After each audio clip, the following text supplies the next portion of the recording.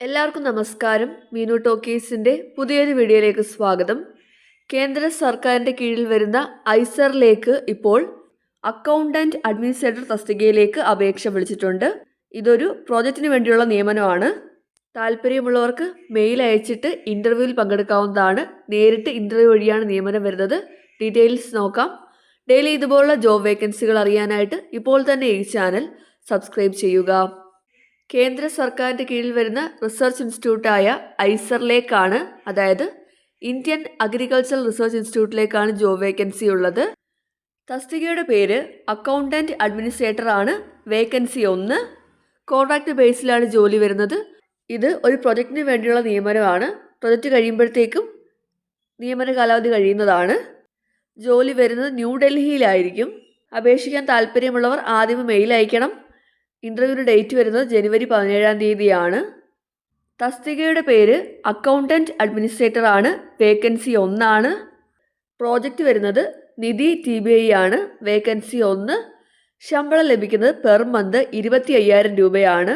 Qualification വേണ്ടത് masters in business administration അല്ലെങ്കിൽ MCOM അല്ലെങ്കിൽ ബാച്ചിലേഴ്സ് ഡിഗ്രി ഇൻ കൊമേഴ്സ് ആണ് വേണ്ടത്.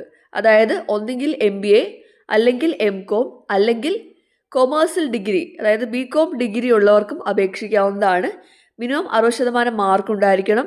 കൂടാതെ മിനിമം 1 ഇയർ എക്സ്പീരിയൻസ് ഉണ്ടായിരിക്കണം in IT applications, Tally, FMS, PFMS, GST, TDS, GM and GFR etcetera. അപ്പോൾ MBA അല്ലെങ്കിൽ MCOM അല്ലെങ്കിൽ BCom ഉള്ളവർക്കും കൂടാതെ ഈ പറഞ്ഞ എക്സ്പീരിയൻസ് ഉള്ളവർക്കും അപേക്ഷിക്കാവുന്നതാണ്. നേരിട്ട് ഇൻ്റർവ്യൂ വഴിയാണ് നിയമനം. ഇൻ്റർവ്യൂവിൻ്റെ ഡേറ്റ് ജനുവരി 17 റിപ്പോർട്ടിംഗ് ടൈം രാവിലെ 9:30 പ്രായപരിധി 40 വയസ്സ് വരെയുള്ളവർക്ക് അപേക്ഷിക്കാവുന്നതാണ്. നിങ്ങൾ ഏതെങ്കിലും സ്ഥാപനത്തിൽ ജോലി ചെയ്യുന്നവരാണെന്നുണ്ടെങ്കിൽ അല്ലെങ്കിൽ എക്സ്പീരിയൻസ് ഉള്ളവരാണെന്നുണ്ടെങ്കിലും എംപ്ലോയറുടെ നോ ഒബ്ജക്ഷൻ ലെറ്റർ കൊടുക്കേണ്ടതാണ്. ജോലി വരുന്ന പ്യുവർലി കോൺട്രാക്റ്റ് ബേസിലായിരിക്കും. അതായത് ഒന്നുകിൽ 2025 മാർച്ച് 31 വരെ അല്ലെങ്കിൽ പ്രൊജക്റ്റ് തീരുന്നവരെ ആയിരിക്കും നിയമനം ഉണ്ടാവുന്നത്. താല്പര്യമുള്ളവർ നിങ്ങളുടെ ആപ്ലിക്കേഷൻ ഫോം PDF ആയിട്ട് മെയിൽ വഴി അയച്ചു കൊടുക്കേണ്ടതാണ്.